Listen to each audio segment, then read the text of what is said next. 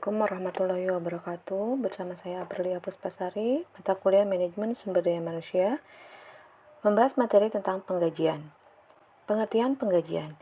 Gaji dan upah merupakan salah satu alasan bagi karyawan untuk bekerja dan merupakan salah satu alasan yang paling penting bagaimana seorang karyawan dapat berprestasi, berafiliasi dengan orang lain, mengembangkan diri dan aktualisasi diri.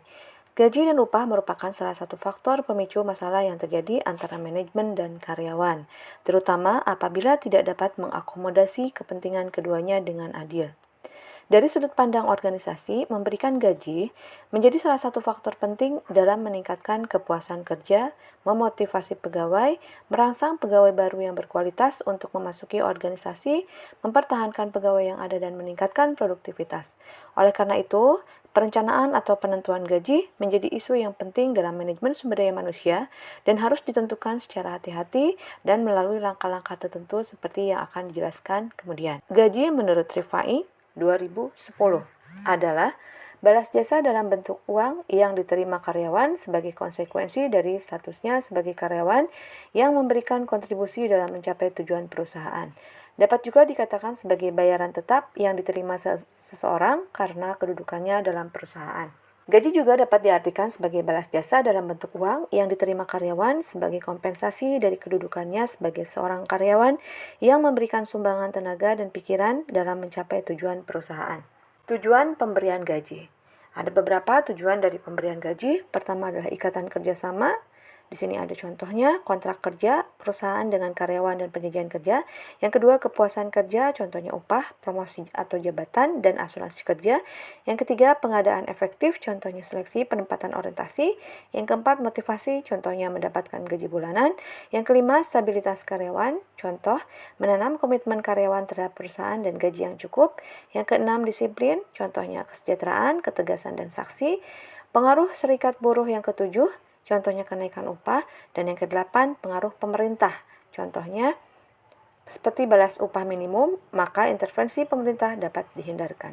Langkah-langkah penentuan gaji dan upah. Yang pertama, menganalisis jabatan atau tugas. Yang kedua, evaluasi jabatan.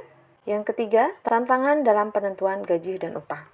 Ada sejumlah faktor yang mempengaruhi tingkat gaji yang sering di luar kemampuan perusahaan untuk mengendalikan seperti 1. Tingkat gaji yang lazim, 2. Serikat buruh, 3. Pemerintah, 4. Kebijakan dan strategi penggajian, 5. Faktor internasional, 6. Nilai yang sebanding dan pembayaran yang sama, 7. Biaya dan produktivitas. Struktur gaji. Perusahaan swasta kebanyakan berlaku apa yang disebut struktur upah. Menurut Winardi 2006, struktur gaji adalah rangkaian angka atau nilai upah untuk setiap pekerjaan atau jabatan atau kelompok atau golongan atau kelas yang rendah yang disusun secara berurutan dari tingkat yang tinggi mengikuti struktur golongan jabatan yang ada dalam perusahaan. Bentuk-bentuk struktur gaji terdiri dari 1. Struktur gaji dalam bentuk harga tunggal. Yang kedua, struktur gaji bentuk angka terendah dan tertinggi. Yang ketiga, struktur gaji berkala. Di sini ada juga contohnya dari struktur gaji tersebut. Selanjutnya, komponen gaji dan upah. Yang tak kalah pentingnya, terdiri dari gaji dan pokok. Yang pertama, yang kedua, tunjangan keluarga, 3. Tunjangan beras, 4. Tunjangan struktural, 5. Tunjangan fungsional, 6. Tunjangan lain-lain, 7. Tunjangan selisih penghasilan, 8. Tunjangan perbaikan, 9. Iuran wajib pegawai atau IWP, 10. Pembulatan atau dibulatkan ke atas menjadi ratusan rupiah. Mengenal komponen gaji karyawan dan cara menghitungnya. Di sini ada gaji pokok. Menurut Pasal 1 ayat 30 Undang-Undang Nomor 13 Tahun 2003, setiap karyawan berhak atas upah atau gaji setiap bulannya. Upah atau gaji dinyatakan dalam bentuk uang sesuai perjanjian kerja, kesepakatan, atau peraturan perundangan. Dalam upah dan gaji ada beberapa komponen yang harus ada dalam penyusunan gaji. Di sini ada pengertian gaji pokok. Gaji pokok merupakan gaji dasar yang ditentukan sesuai dengan jabatan atau tugas tertentu.